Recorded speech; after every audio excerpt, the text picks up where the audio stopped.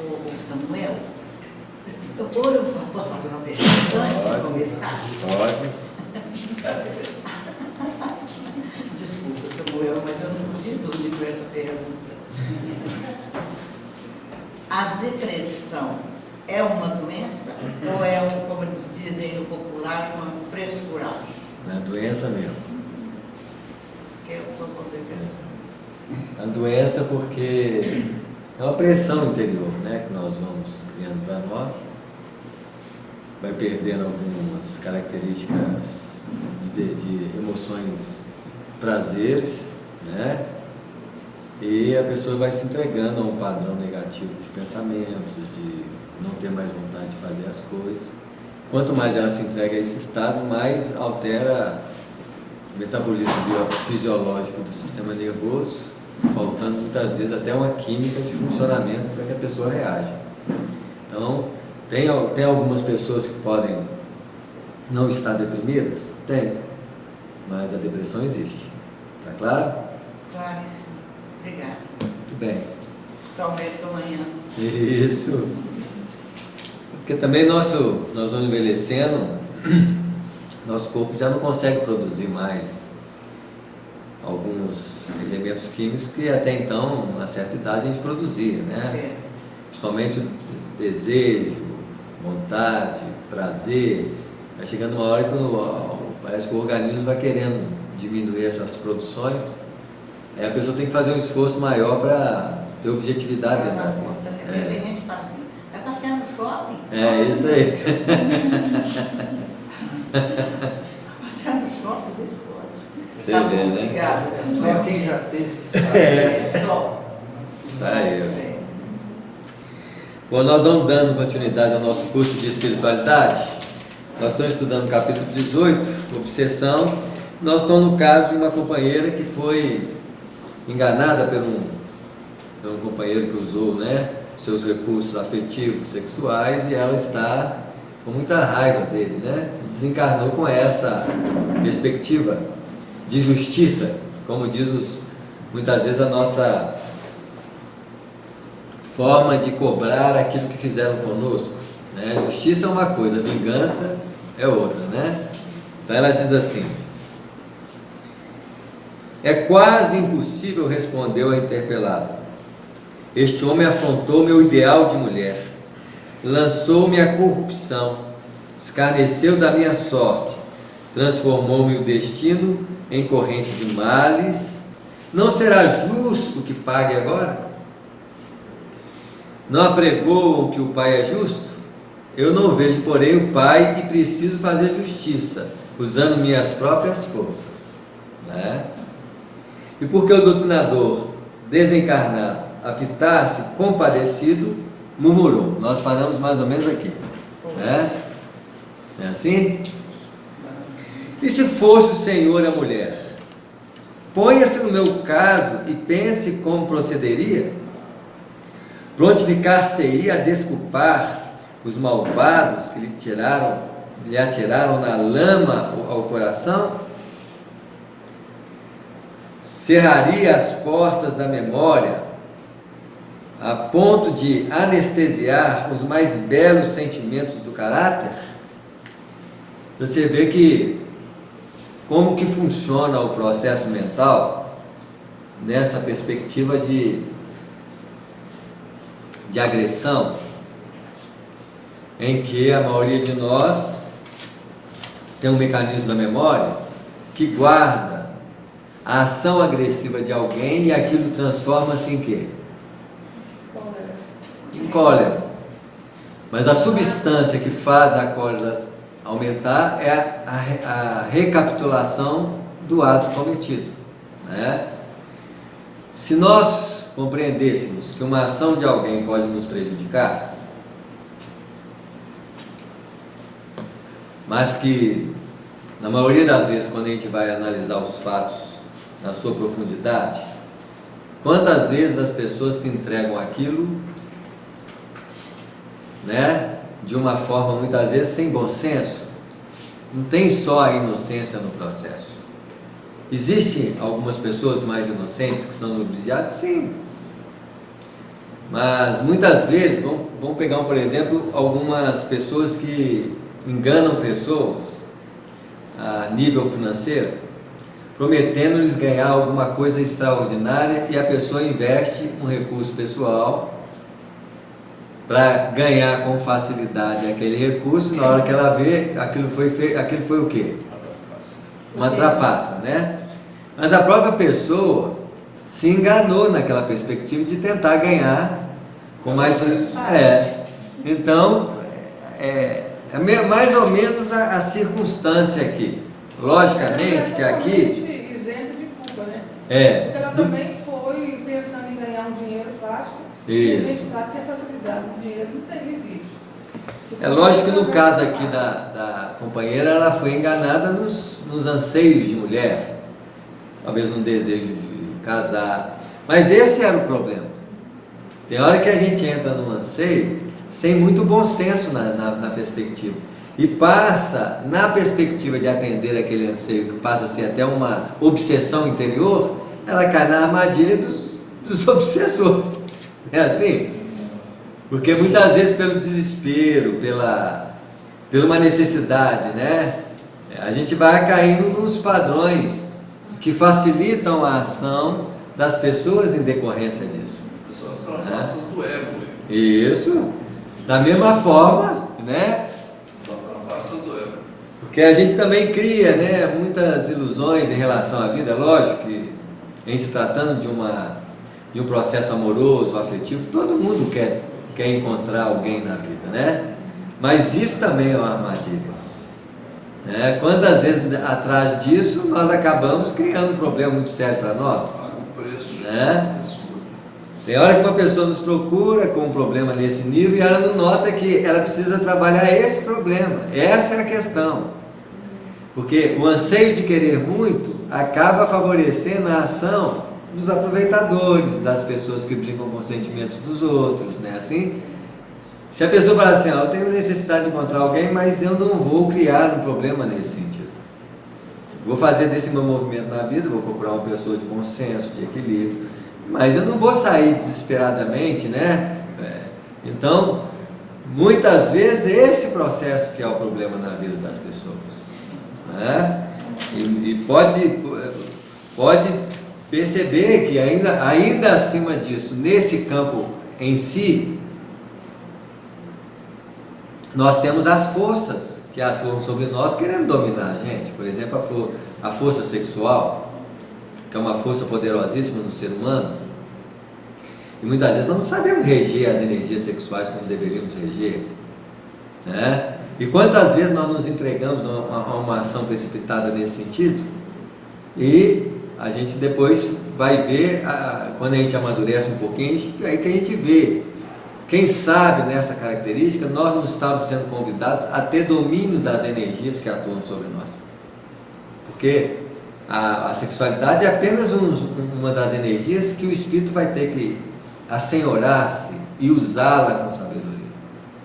Sexualidade, fala, anseio de poder, necessidade de reconhecimento, quantas forças existem que nós temos que aprender a exercer uma ação de uso delas e não elas nos usarem. Por isso que a representação, né? Nós temos simbolicamente os dois reinos sendo trabalhados na dinâmica do desenvolvimento espiritual. Tanto é que no Antigo Testamento tem o Livro dos Reis, como eu já disse aqui algumas vezes. O que é o Livro dos Reis? O Livro dos Reis é o trabalho de elaboração do ser espiritualmente no domínio da natureza material e de todos os elementos que nós usamos corporalmente, que representam uma perspectiva de usar potenciais fisiológicos. E o reino dos céus é a nossa capacidade de domínio sobre a natureza emocional, mental, que já são recursos mais o quê? Abrangentes e que influenciam diretamente a criação divina. Olha o tanto que nós precisamos aprender a exercer uma função orientadora dessas forças. E hoje, pelo patamar de evolução que nós entramos, nós lidamos com as duas forças ao mesmo tempo.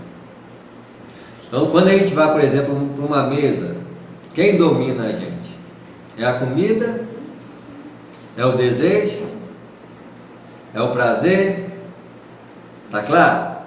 E nesse aspecto, onde nós estamos falando? De qual tipo de reino? O animal. Isso, material, que está representando o reino, o reinado lá do Antigo Testamento, né? Mas quando eu emocionalmente não controlo uma raiva, não controlo a perspectiva das reatividades emocionais que nós temos, ciúmes, inveja, qual que é esse reino? É o reino dos céus. Nós estamos trabalhando de uma natureza mais o quê? Sutil, essencial. Hoje nós somos convidados a esse domínio. Olha como é que a companheira, né? Então, quanto mais ela pensa na ação perpetrada contra ela, e ela relembra aquele fenômeno, mais ela alimenta o quê? Raiva. A raiva. E com isso busca a vingança do companheiro que a ludibriou, tentando fazê-lo sofrer. Então ela ainda está no domínio da lei de causa e efeito. Ó. Agora, ela é só vítima? Não. Não. Se ela sofreu, ela também já o quê? Causa. Já causou. Não é assim? Pode até ser, que sem tratando de espíritos muito rústicos, por exemplo, vamos pegar as experiências dos homens primitivos, ou mesmo dos processos iniciais de uma tribo indígena, em que companheiros que vieram colonizar, por exemplo, as Américas, e ali começam a exercer uma ação de domínio sexual, por exemplo, sobre uma tribo primitiva, ali a companheira não está pagando nada. E provavelmente ela não vai sofrer emocionalmente perspectivas nesse sentido. Ela pode ser agredida fisicamente, por exemplo, sexualmente, né? Pode ali começar a raiar um princípio de sentimento de agressão, mas ela está muito mais propícia a uma reação animal no padrão em que ela se encontra, do que nas expressões que a companheira já sente, de uma ação agressiva interior. Porque ela é mais pura, ela é mais inocente. Ela é mais a companheira é mais primitiva e a outra é mais desenvolvida. E ela então, a mais desenvolvida, usa a mesma força de animalidade agora para defender-se a si mesmo, buscando o reajustamento em relação ao companheiro que a ludibriou, né? Agora, quando nós atingimos um patamar, por já sermos espíritos mais envelhecidos e já transitarmos nessa linha de ações aí múltiplas vezes, sendo muitas vezes algozes e vítimas, chega uma hora, é como se nós maturasse a própria consciência e falasse assim: eu não vou entrar mais nessa linha de resposta emocional. Se eu estou sofrendo hoje, eu já fiz muito sofrer. E vou tentar, na minha perspectiva, não ser joguete mais desse jogo mental que fica o quê? Tentando apoderar-se de mim para determinar uma ação reativa. Nesse princípio você começa a fugir do padrão da lei de causa e efeito e começa a ser o determinante das escolhas nobres no princípio de uma libertação real, em que o seu espírito começa então a dar saltos em relação a esses ciclos de repetições reencarnatórias, que quantas vezes nós estamos embreados nesse meio, tentando resgatar, fazer justiça com as próprias mãos e estabelecendo vínculos reencarnatórios múltiplos até que a saturação se faça presente, né? Então a companheira ainda não chegou nesse patamar, e é lógico que agora surge um ingrediente novo para tentar ajudá-la, que é o ingrediente do quê?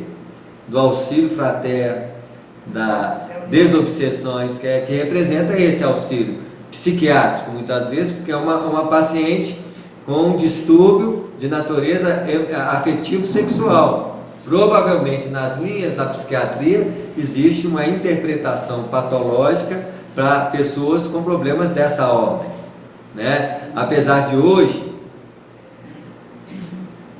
cada vez mais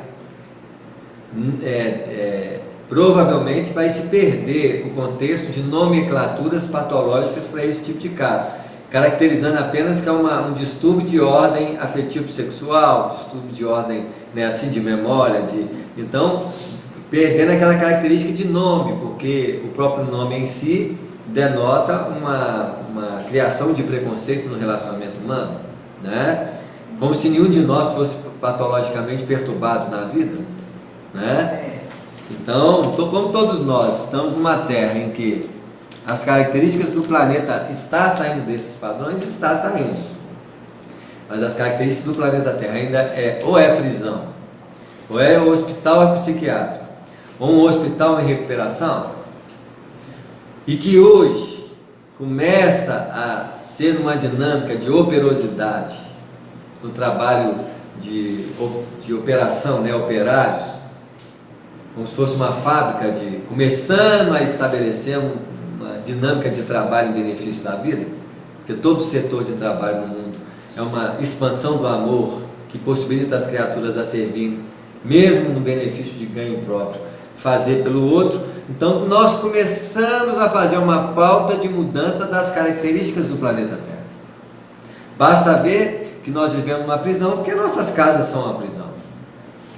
Eu falo literalmente, porque não são cheias de grades, não são cheias de aparatos de proteção, não é assim?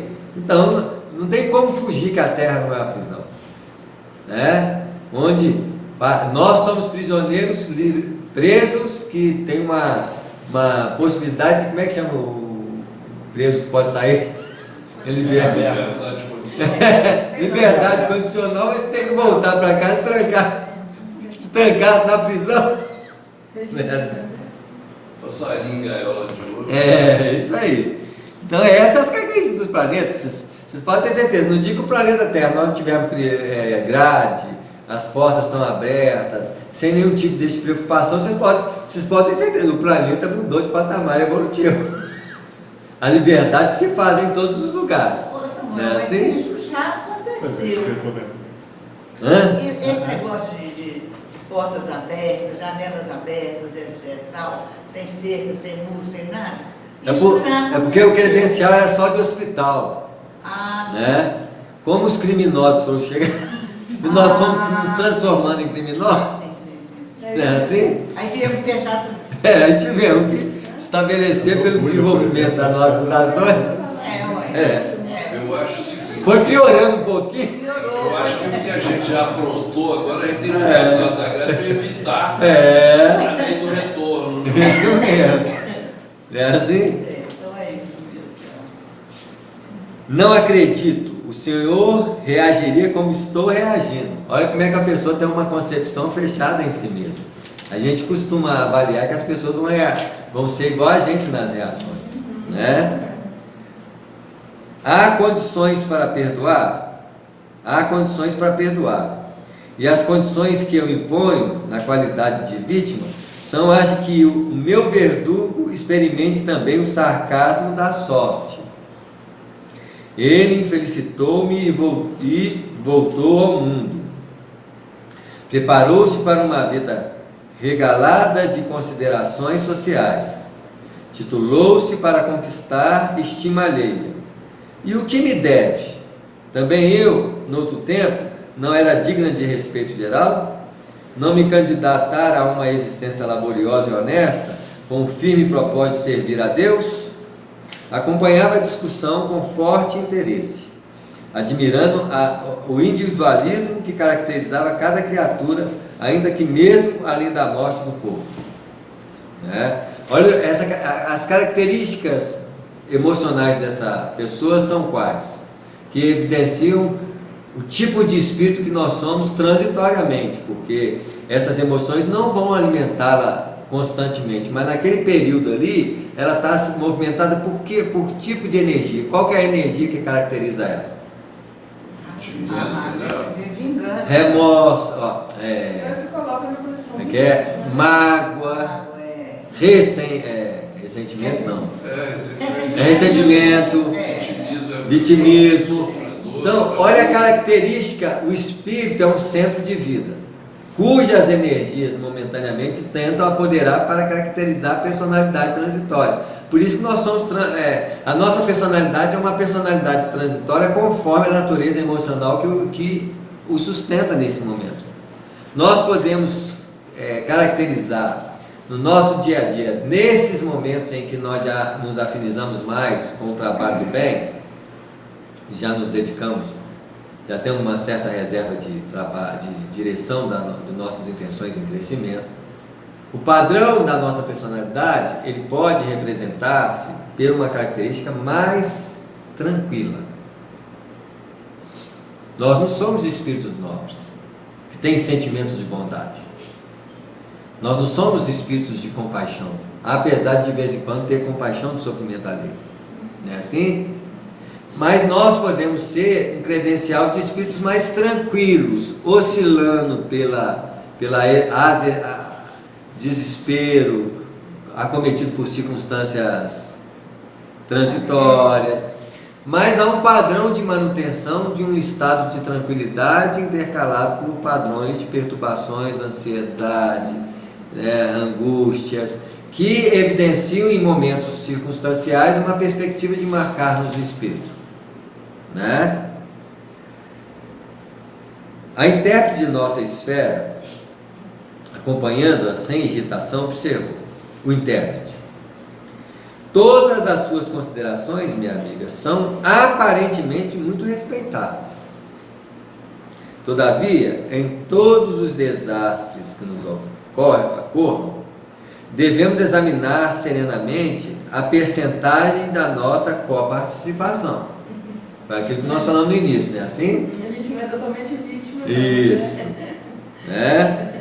Porque na maioria das vezes que nós somos vítimas, nós temos uma parte que cabe ao processo em si, né? Nós sabemos direito a quantidade de percentual dentro disso. Apenas em situações raríssimas poderíamos exibir de fato o título de vítimas. E no nosso credencial de avaliação aqui, qual é o espírito que é vítima quando sofre alguma coisa num padrão de ser agredido sem ter causado uma lei de causa e efeito? O espírito primitivo, né? Que a partir de certo nível de... Tanto é que no livro dos Espíritos pergunta se os índios são representação, os nossos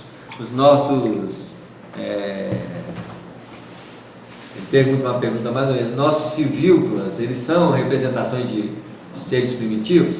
Aí os Espíritos respondem, eles não, porque eles já apresentam paixões.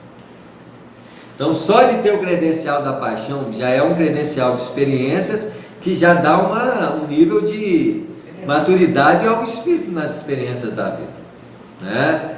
Mas a única coisa que pode acontecer é, igual aconteceu, uma invasão. Mesmo assim, aquela invasão é ruim para eles, mas é um patamar de desenvolvimento espiritual, que nós sabemos, por exemplo, quando os colonizadores invadiram e dizimaram, por exemplo, tribos indígenas, por causa da exploração que eles faziam, ao desencarnar aquelas tribos indígenas, eles permaneciam espiritualmente ao lado dos seus o quê?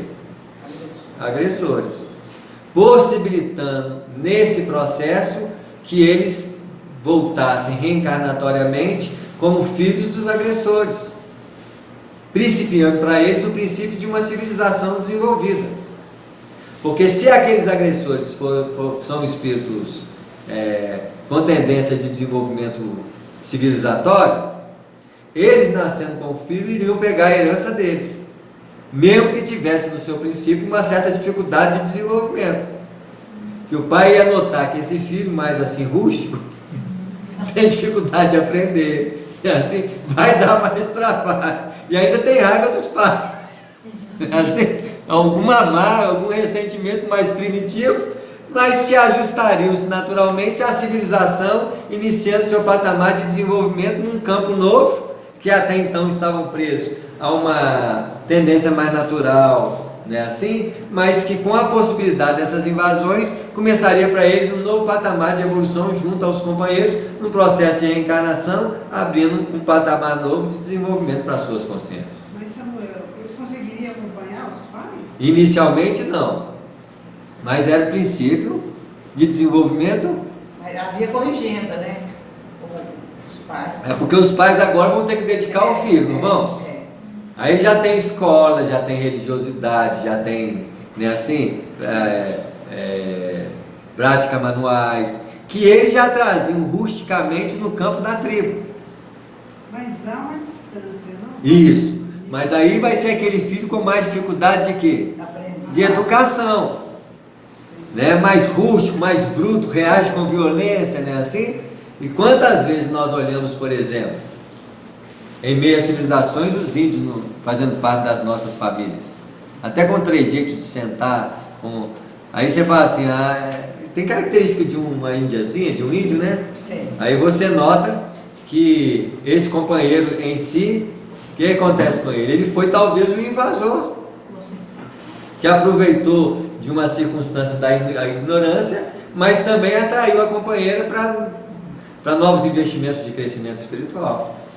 É evolução. Isso, né? Na maioria dos acontecimentos dessa natureza, porém, temos a nossa parte de culpa. Não podemos evitar que a ave de rapina cruze os ares sobre a nossa fronte, mas podemos impedir que faça ninho em nossa cabeça. Nesse ponto, a interlocutora, percebendo melindrada, acentuou asperamente. Quando a gente esclarece alguma coisa e a pessoa reage com raiva, você pode ter certeza que tem fundo aí de verdade. É igualzinho quando alguém joga a nossa verdade na nossa cara e você, com orgulho ferido, você reage abruptamente, né? Assim, mesmo sabendo que você está errado, você vai lá e joga uma resposta. Quantas vezes não acontece com a gente? Nós somos diferentes igual dessa companheira? Mexe no nosso carro para você ver. Nós viramos o quê? Ué.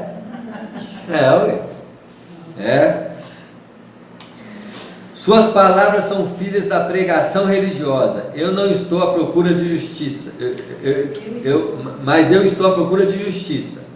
E com um riso irônico, terminado. Aliás, da justiça pregoada por Jesus. Para você ver, não é tão inocente. Até maliciosa né?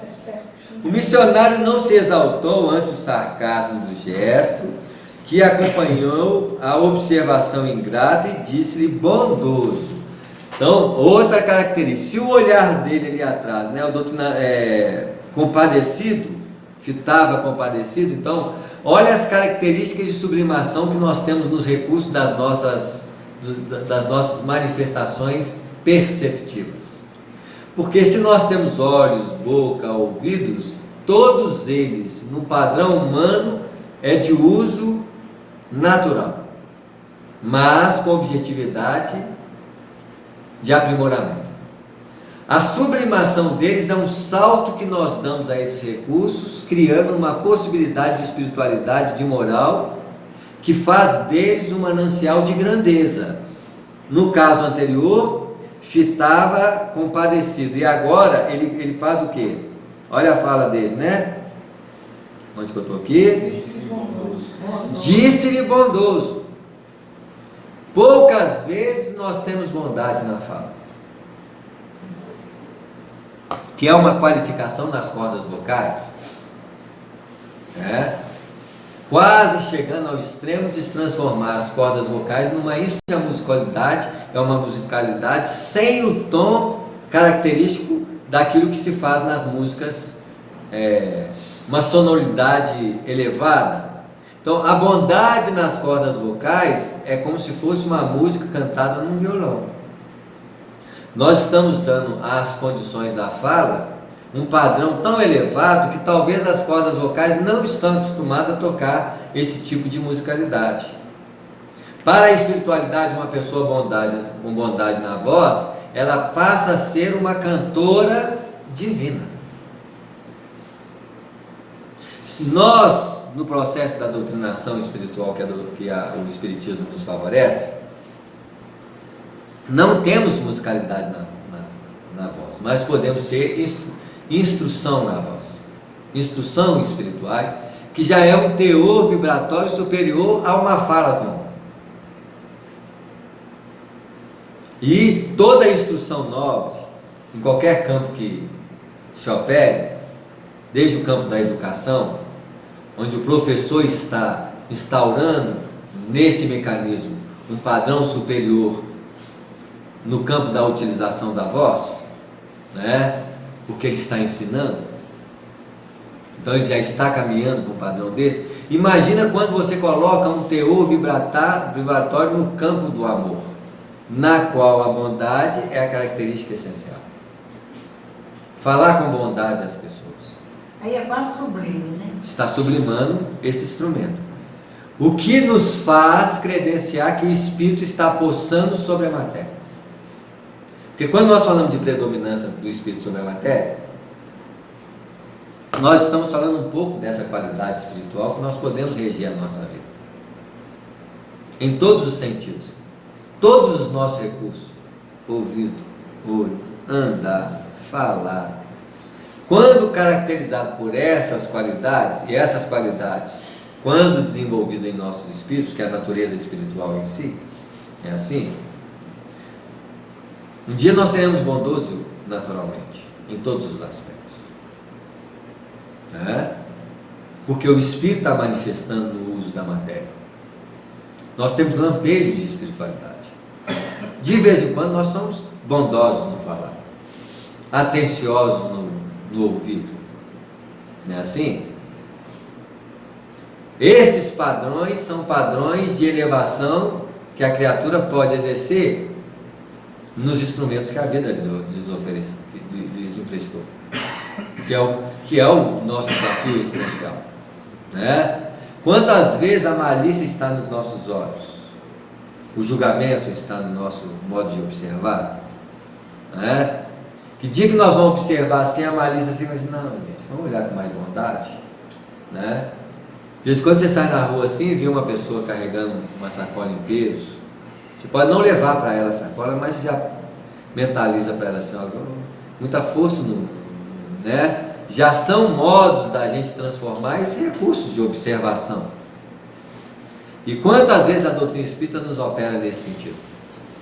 No exercício do bem que ela nos faculta quando nós vamos sair, né, para fazer uma tarefa de auxílio. Quantas vezes uma visita ao enfermo? Você olha para o enfermo com mais carinho, né?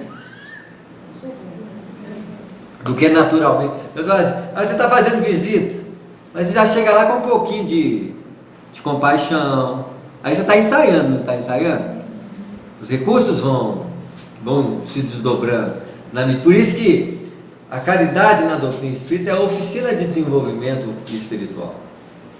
Qualquer setor de trabalho que a doutrina espírita nos opera, nos possibilitando o uso do bem, é um exercício de desenvolvimento espiritual, né? Os mais superficiais são os técnicos, mas mesmo assim você vai dar um passe. Se você tem compaixão, você já irradia recursos mais nobres. O passe em si é a irradiação natural, que você pode ali pensar, irradiar, até sentir. Mas quando você coloca uma compaixão sobre ele, o fluxo de forças desses fluidos aumenta e muito os padrões vibratórios das ondas emitidas. Já é uma conotação superior àquilo que você está fazendo, né? O que nós precisamos fazer na nossa vida, sempre ampliar nossa capacidade de fazer o bem onde nós estivermos. As nossas reatividades do mal, da raiva, da inveja, dos ciúmes, é que ainda os animais que estão dormindo dentro de nós ainda apoderam-se dos recursos da nossa vida, usando-a como nós fazíamos quando éramos o quê? Animais, né? Mas vai chegar uma hora que nós vamos estar mais atentos a nós mesmos como fonte de vida, e sabendo que as forças primitivas como raiva, mágoa, inveja, ciúmes, né, não devem ser os controladores dos nossos recursos de criação. Aí quando vier a vontade de falar com raiva, você vai assim, vou calar a raiva e esperar ela passar. Alguns minutos ali, centrado em si mesmo, sem reter a raiva para dentro, mas deixando ela sair, a energia pura, conscientizando que a raiva está dentro de si, tentando pegar os mecanismos da mente, né, Que interpreta assim, a pessoa acabou com você, acabou de fazer isso, aí você não escuta isso não, porque se você não escuta o próprio pensamento que quer te convencer que você está certo, no erro, você não dá bola para ele, os obsessores aí perderam qualquer expectativa de dominar você, porque o que os obsessores usam? Os próprios o quê? Pensamento, porque a mediunidade é pensamento trocado. Se a base da mediunidade é pensamento, a obsessão não foge desses parâmetros. Então, quando a mente da gente, o ego da gente vai assim, não, você está te diminuindo, está acabando com você, você nem escuta, nem dá bola. Porque se você não está ouvindo o próprio ego falar, você não vai ouvir o obsessor. Agora, se você escutou o ego, já era, o obsessor pega a carona. Não é assim? Um obsessor especializado, desenvolvido no plano espiritual, com técnica de obsessão, ele já sabe como é que a pessoa funciona, ele sabe se ele é muito egóico, é fácil de obsediá-lo. Olha como é que a vaidade, a prepotência, o orgulho são elementos credenciais para uma grande obsessão. Isso não pode ser orgulhoso, não. Já fomos, temos tendências, né? Olha a companheira como é que está subordinado a recursos emocionais dessa natureza, né? A justiça. Quantos crimes se praticam no mundo em seu nome? Quantos homens e mulheres que, em procurando fazer justiça sobre si mesmos, nada mais fazem que incentivar a tirania do eu? Olha o eu aí, ó. Olha o ego aí, ó. Qual que é o problema do espírito? O eu, gente. Como pode falar assim de mim? Quem que ele pensa que eu sou? Eu não sou? Ih, gente, isso é entronamento do ego. É assim? Refere-se a irmã ao divino mestre. Que espécie de justiça reclamou o Senhor para ele? Quando vergava sobre a cruz?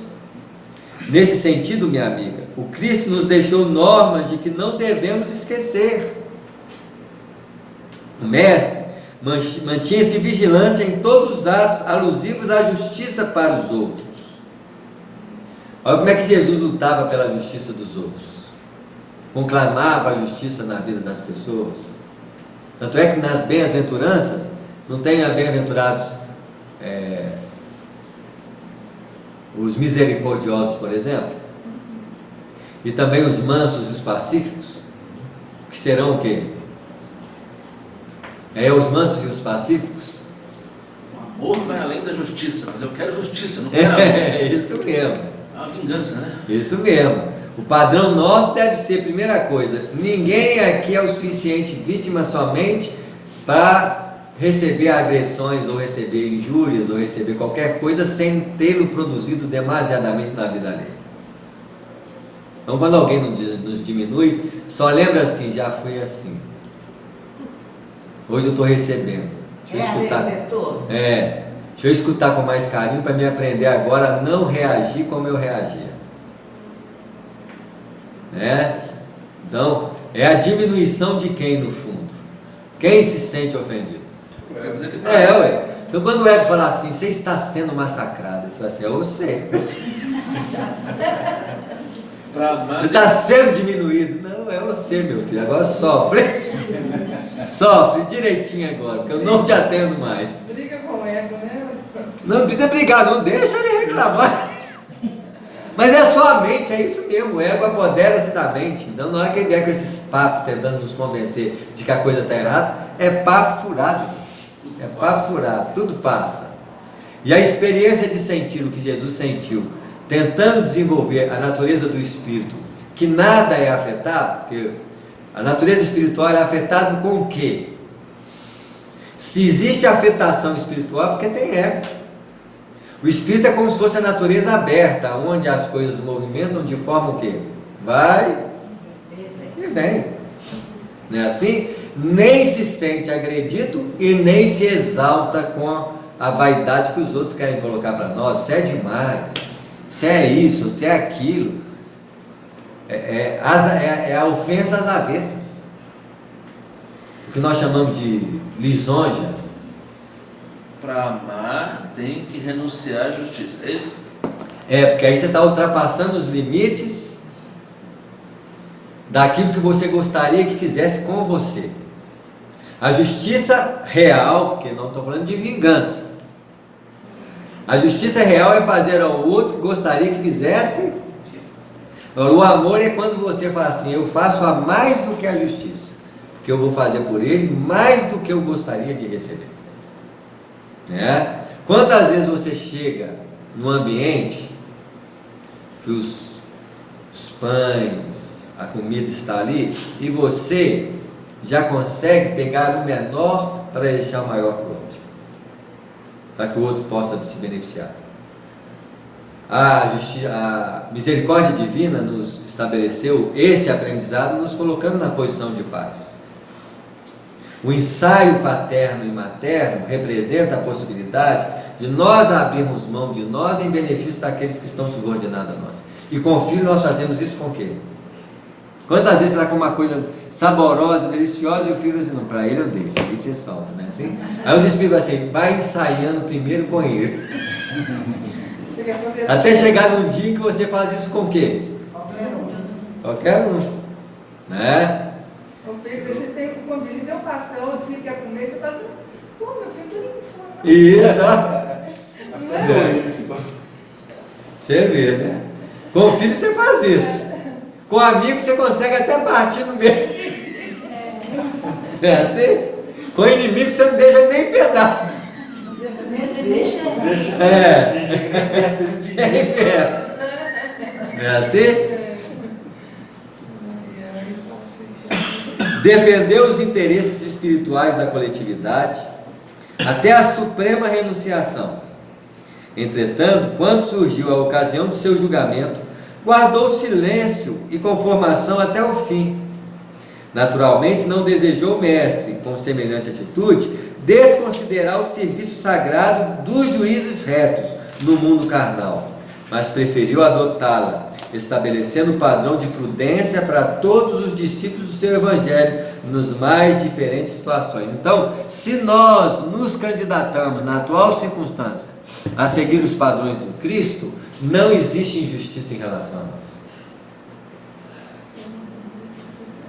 E não existe agressões em relação a nós. Chegando ao ponto de nós entendermos que toda agressão é um pedido de socorro. É assim? Quando conseguirmos interpretar que é uma pessoa que não está nos agredindo, pode ser aquele que está nos pedindo para andar 1000 milhas, como diz o Evangelho, o que é que ele disse? Se alguém vos pedir para andar 1000 milhas, o que é que ele falou? Na perspectiva do Cristo. Ande o quê? Ande 2.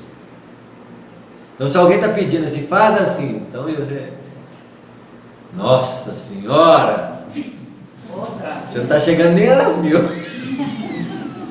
Não. Quando alguém te pede, fala assim, faz isso comigo, você vai, vamos lá. E chegou no limite marcado, você vai assim, vamos andar mais um pouco. Vamos lá, estou aqui para. Ele nem pediu, você está nas óticas do amor com Cristo. Né? Não querer justiça pode ser o contrário, pode ser o masoquista, o cara com falta de amor próprio. Isso, aí ele está pensando nele. Para não ser justiça e ser amor, você está pensando no outro. Você não está preocupado com você. Essa é a diferença crucial. Muitas vezes um filho está pedindo coisa demais por causa da justiça. E você começa a credenciar algo a mais no processo de doação recíproca ou pessoal, para que o segundo milênio de caminhada possa representar os anseios do amor, onde você paga com mais expressividade. Da mesma forma, aquele que vos pedir uma capa, dele também o quê? É assim? Sempre oferecendo mais do que se pede.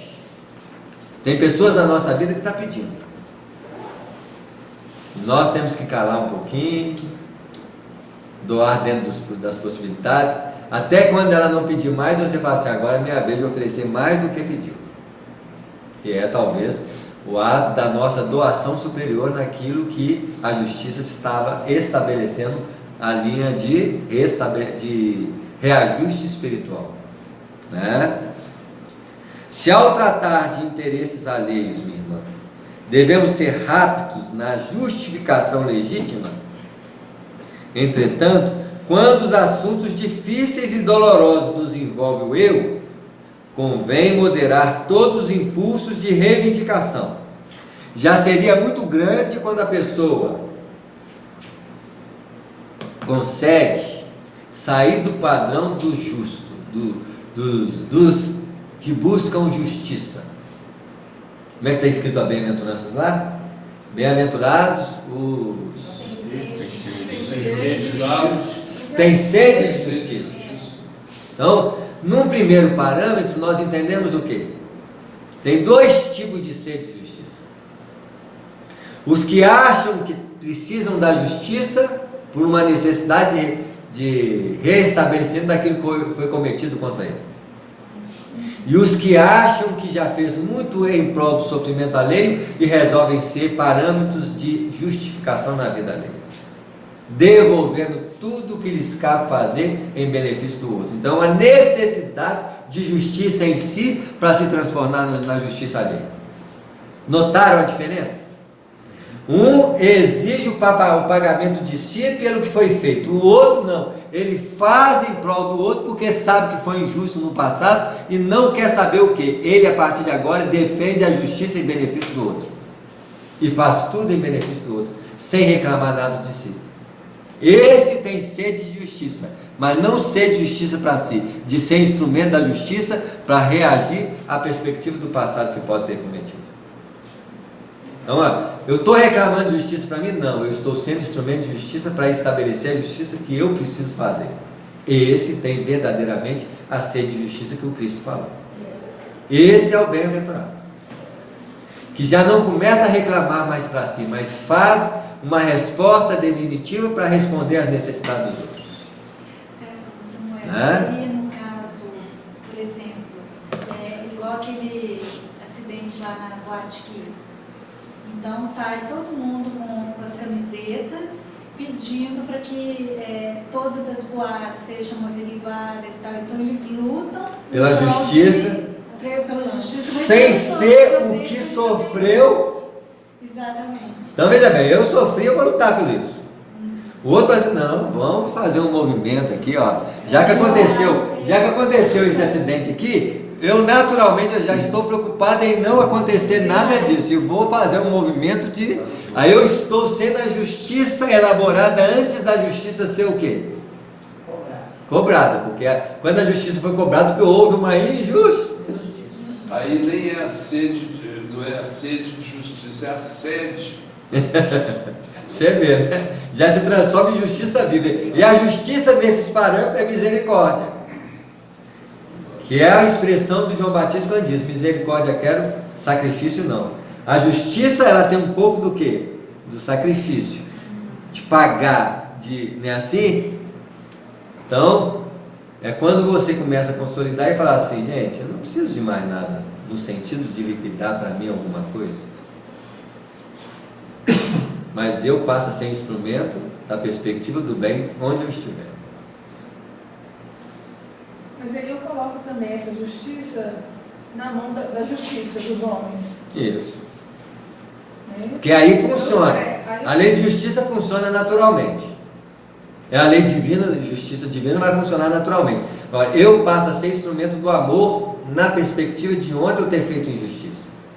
Hoje eu tenho sede de justiça em ser justo para os outros, em ser instrumento do bem, em ser e tratar os outros igual a mim. Olha só a minha sede. A minha sede não é justiça para mim, é de eu ser justo e de ser um instrumento dessa justiça.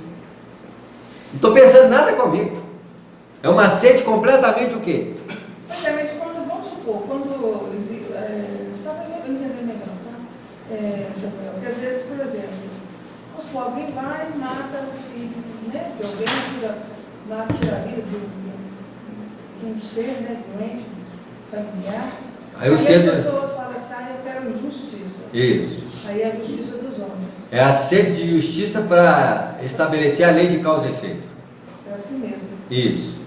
Eu começo a entender então que eu posso ter matado. E que a partir de hoje eu vou dar muito passo no centro espírita. Porque eu estou com sede de pagar a minha justiça. Eu não quero saber o que eu fiz não, mas eu vou ser instrumento. Se eu tirei muitas vidas, agora eu vou dar muita vida, porque eu vou dar muita energia vital em prol dos outros. Eu não quero saber o que eu fiz. Eu não estou reclamando nada. Tá claro? Eu não sou o cara que tiraram a vida, que reclama pelo direito da vida. Eu sou um instrumento de vida, porque eu não sei o que eu fiz, mas a partir de agora eu vou ter uma outra sede de justiça. Eu vou ser justo. E eu quero ser justo de qualquer maneira. Olha a sede. É uma sede não para justificar o que aconteceu consigo, mas eu tenho sede de ser o quê? Justo. Olha a diferença dos dois. Um luta para resolver a questão com que ele foi acometido. Ele tem sede de justiça. Talvez até fome de justiça mais do que sede. Porque sede é sentimento. Fome é articulação material. Mas é justo no sentido de imparcial? Justo no sentido de imparcial? Justo no sentido de que eu quero justiça, mas eu ser o justo. E não quero ser o justo que seja que eu sofro uma ação e eu tenho direito de exercer a justiça para o meu direito. Para me beneficiar o que eu cometi. Olha a diferença. Mas não está errado, por exemplo, eu deixar... Não está errado. Matou meu filho. Isso. Aí eu quero uma justiça. Isso. Não está errado porque está na lei de justiça. Não está errado. Não. Agora esse aí, ele é o sob os parâmetros do Cristo, é o que tem sede de justiça. Tem sede de ser justo. Ele não tem sede de justiça para ele, não. Eu tenho vontade de ser justo, de tratar as pessoas iguais, eu tenho vontade de dividir as coisas para as pessoas, eu tenho vontade de fazer assim. Olha que sede de justiça que é essa. Pois é, mas não está errado eu querer uma Não, justiça. só que está no patamar da lei de causa e efeito. Por exemplo, uma penalidade para alguém que matou a vida do meu filho. Isso. A mesma coisa da árvore que Jesus viu. Excelente também. Então é a justiça na sua expressão material. Então Jesus chegou perto da árvore, a árvore não dá fruto em que época? Na época certa, então ela é justa. Com Jesus a árvore tem que dar fruto fora da época. Esse tem sede de justiça. Porque qualquer hora que chega lá, está produzindo. Meu filho, não é só a época de dar fruto, não, mas eu vou produzir assim mesmo. Tá claro? Então, olha os parâmetros da justiça. Eu chego na época da plantio e colho na época certa, está dentro da justiça, ó, dentro da lei. Tá claro? Toda árvore tem que produzir dentro da lei. Porque se a árvore não produzir dentro da lei, tem que ser secada até aí. Tá claro? Com Jesus não, a árvore tem que dar fruto em qualquer momento, porque ela está fora da justiça. Não tem que ser de justiça, outro é justiceiro. Tá claro? Tem nada errado. Mas eu dou um patamar diferenciado à própria justiça. Quando eu dou um patamar diferenciado para a justiça, em que eu assumo uma necessidade de ser justo, eu começo a caminhar pelo amor, porque o amor é a justiça fundamentada nessa direção. Por isso que João Batista prepara o caminho do Senhor. A verdadeira justiça é a justiça do Espírito puro, né? Isso. Então, ao invés de reclamar, eu ostento a necessidade de ser justo com o outro. Olha a diferença. Ao invés de reclamar o bife que deixaram para mim, eu agora é que deixo.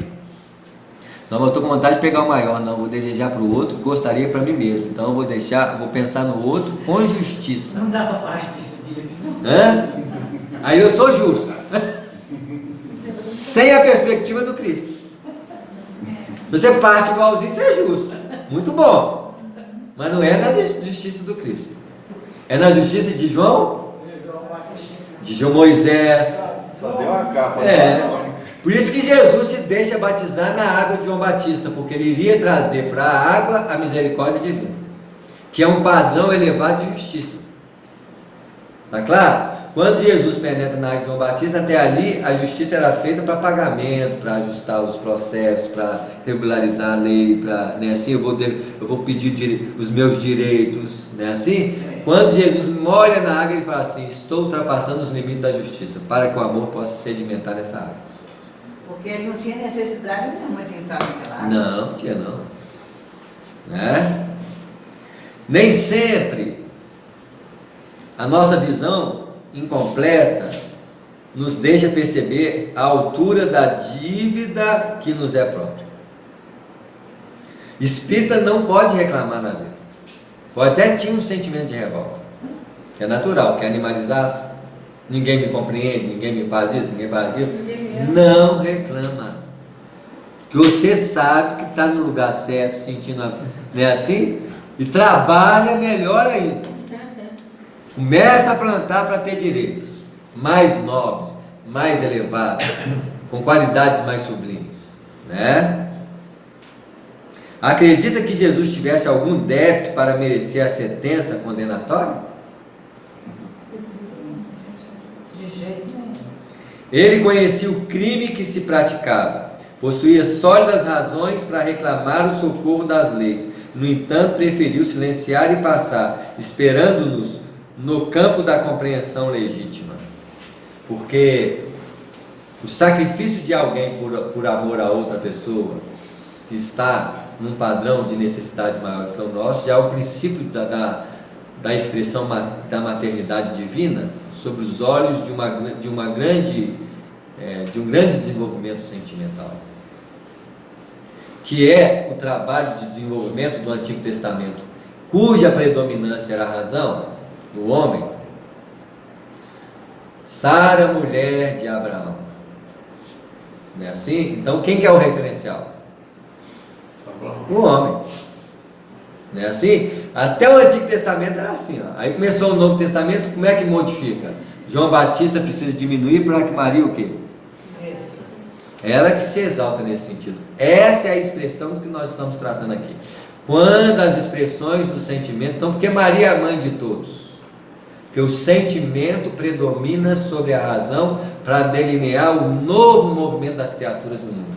A regeneração vai favorecer isso aos nossos espíritos,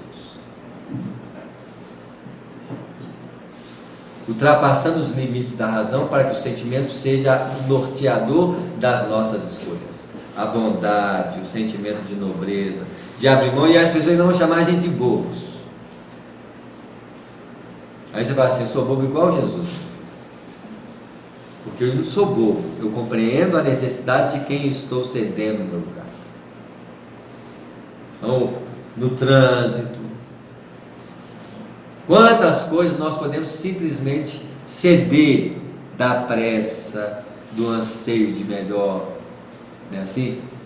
Quantas vezes em que um mundo como esse exige desse tipo de experiências? Nós deveríamos viver num mundo que tem lugar para todos sentar, mas o mundo nos favorece ter sede e fome de justiça. Quando você cede seu lugar, quando você percebe que o outro precisa. Agora imagina quando você cede seu lugar, quando você percebe que o outro não precisa mais, mas você cede por gentileza ao outro, porque o outro está com as mesmas condições que nós. Você assim: pode sentar, meu filho. Não, mas eu não estou cansado. Não estou falando que você está cansado, não. Estou te dando por gentileza de fazer para o outro. Gostaria de fazer para mim mesmo. Por que eu não posso ceder lugar para uma pessoa jovem, para uma pessoa... Nós ainda estamos na base da compaixão, o sofrimento da pessoa. Não pode sentar aqui, né? Assim, já é alguma coisa que nós temos que bater pau. Imagina quando você ceder lugar, porque não tem justiça. E você gostaria que os ônibus tivessem lugar para todos, mas não tem ainda, porque quem de nós tem merecimento para viver um mundo de justiça? Só quando você ceder lugar para os outros, com as mesmas características que você. Aí você está plantando o direito de viver num planeta em que todos têm lugar para sentar. Não é assim? Que nós estamos longe de promover nesse sentido. Porque quando você vê um lugar aberto, você coloca e atender as suas o quê? Aí você até corre, você vê que o outro está igual a você, você já... Você fica com a raiva quando você perde, né? Você vê como é que Jesus vai mudar os parâmetros do mundo, né? É que o mestre, acima do olho por olho, das antigas disposições da lei, que é o caso em si da justiça que reclama, ensinou-o a amai-vos uns aos outros, praticando-o invariavelmente. Confirmou a legitimidade da justiça, mas proclamou a divindade do amor. Demonstrou que será sempre heroísmo o ato de defender os que merecem, mas que absteve de fazer justiça a si mesmo, para que o aprendizado da sua doutrina estimassem a prudência humana e a fidelidade divina. Dos problemas graves da personalidade, fugindo aos desvarios que as paixões do eu podem desencadear nos caminhos do mundo. Olha como é que é um toque de sublimação a personalidade de Jesus no planeta. Gente, nós não temos condições de compreender a natureza do Cristo junto de nós. O que nós compreendemos são facetas muito superficiais da sua sublime personalidade. Na verdade, imagina uma personalidade caracterizada pelo amor. Personalidade é caracterizada por emoções perturbadas. O amor não cria personalidade, ele cria uma ausência de personalidade e uma autêntica identificação com quem?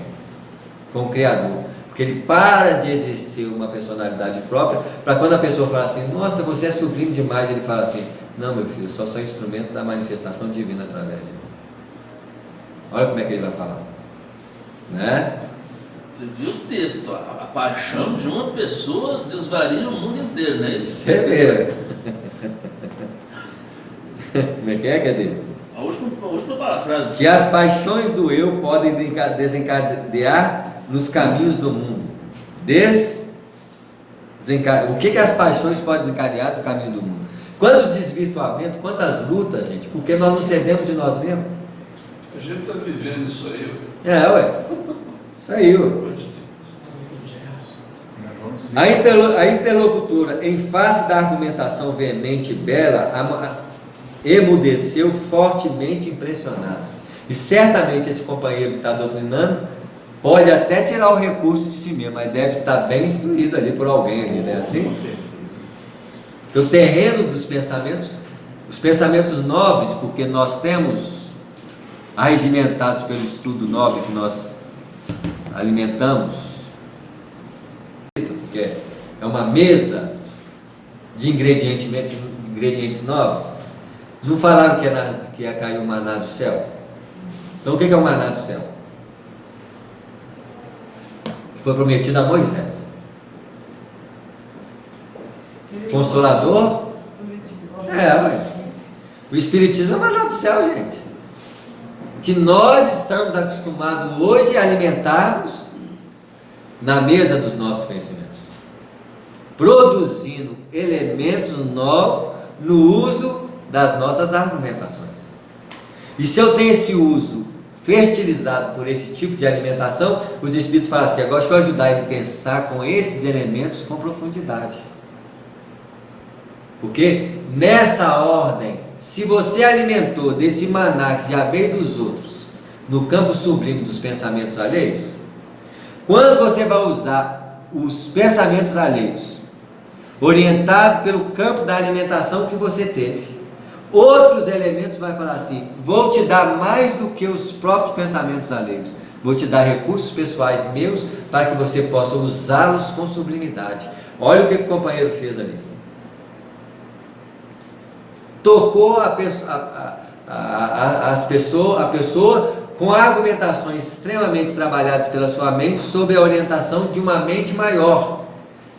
Porque quem está tentando ajudar alguém com as características do companheiro, que nós até falamos antes, olhar de compaixão e palavras bondosas, ele recebe mais no manancial divino da vida, porque ele já está na posição dos discípulos que buscam em Jesus a manutenção da vida, porque sabe que Jesus recebe do manancial infinito do Criador. Porque no alto Jesus sobe ao sopé da montanha, os apóstolos lhe buscam os recursos para atender quem? A multidão. Samuel, então é por isso que é importante a gente ter alguma coisa, né, para oferecer, para que eles possam, né, fazer essa intuição. Por isso que o trabalho do exercício de estudo da doutrina espírita, quando nós dedicamos parte da nossa vida para o enriquecimento do nosso conteúdo mental, alimentando da mesa sublime desse maná que desceu do céu, nós colocamos esse ingrediente como instrumentação para ser elementos para que outros possam vir e usá-las de conformidade aos padrões elevados. Olha a vantagem de estudar elementos nobres dentro da vida. Primeiro que você está estudando elementos nobres, então você vai atrair quem? Elementos nobres. E quando você vai distribuir o que você recebeu, que aí você está pegando o seu pão e multiplicando ele, você recebe manancial de outros recursos para que você não se doe só de si mesmo naquilo que você recebeu. Porque você já está disposto a distribuir o que não é seu. E eles também estão dispostos a dar mais do que eles também não têm. Porque da onde vem a fonte sublima da grandeza divina? Do Criador. Então aí você fala assim, mas então se você está recebendo material que não é seu, e vai distribuir, e vai receber material que não é seu, e que também não é dele, de quem que é de tudo na verdade? Então nós todos somos médios de Deus. Porque até a manifestação mediúnica, em que você é instrumento da espiritualidade, você vai perguntar para o cara que te passou a instrumentação se ele é o quê? O agente de produção? Não. Ele vai falar assim, não, meu filho, infelizmente sou médio também. Mas então qual que é? Aí você vai subindo, onde você vai parar? No Criador. Por isso que a mediunidade é apagar-se da personalidade. Porque o médico se apaga, ele então passa a ser um instrumento de outro instrumento, que é instrumento de outro instrumento. Aí você fala assim, onde que vai acabar isso? Ah, vai na fonte divina, meu filho, porque todos ali são médicos. Agora, quando o médico fala assim, isso sou eu, aí quebrou o quê? A corrente de doação. Né? Então, na hora que você fizer alguma coisa, fala assim, nossa, como que eu fui capaz? Aí alguém fala assim, cuidado, né? Não quebra a corrente. E Alexandre, que seguia também comovido as explicações do intérprete, observou, olha só, o Alexandre, olha que palavras esse companheiro, olha o recurso que esse companheiro usou para doutrinar essa companheira. Ele já estava usando os melhores recursos de si mesmo, chamado bondade, compaixão, amorosidade. Os recursos que é dele, eles são esses. Aí, imagina com esse recurso, o que ele não tem de recurso para oferecer, além deles que não é dele. Tocou o coração do Alexandre. Porque o Alexandre também sabia ali, que o companheiro era o instrumento. E quem estava ali por trás? Porque, veja bem, se nós vemos a ação da espiritualidade agindo sobre a mediunidade humana para beneficiar os companheiros, nós não vemos a ação da espiritualidade que age sobre a espiritualidade que age sobre a mediunidade. Porque eles também são o quê? Médios. Então muitas vezes a gente só vê uma parte da mediunidade. E já fala assim, nós somos instrumento da espiritualidade. Aí a espiritualidade não contou o segredo, nós também somos, viu? Vocês só não estão vendo quem está aqui em cima de nós. É assim? Quantas vezes caem miosotes de luz quando alguém faz a prece, né? Assim, aí cai os miosotes, aí cai sobre o André Luiz, lá do plano espiritual, cai sobre todo mundo que está lá, né? Assim, mas vem da onde? Do outro campo mediúnico dos espíritos que operam invisível aos próprios espíritos. Porque eles também são o quê? Instrumentos da vida, gente. Então a gente acha assim, cheguei na fonte da verdade espiritual. Vem lá do plano espiritual. Aí os espíritos falam assim, não, meu filho, você só chegou na outra barra. Porque nós somos instrumentos de quem? De gente que nós não sabemos quem é. Aí você vai chegar nesse gente que não sabe quem é, eles vão falar o quê? Nós também não sabemos. Nós também não sabemos onde é a fonte. Mas na verdade eles sabem. Vem da onde? Isso mesmo. Então nós vamos parar por aqui para pegar a fala do Alexandre. O trabalho de esclarecimento espiritual. Então vamos falar sobre o trabalho de esclarecimento espiritual no próximo encontro nosso aí, né?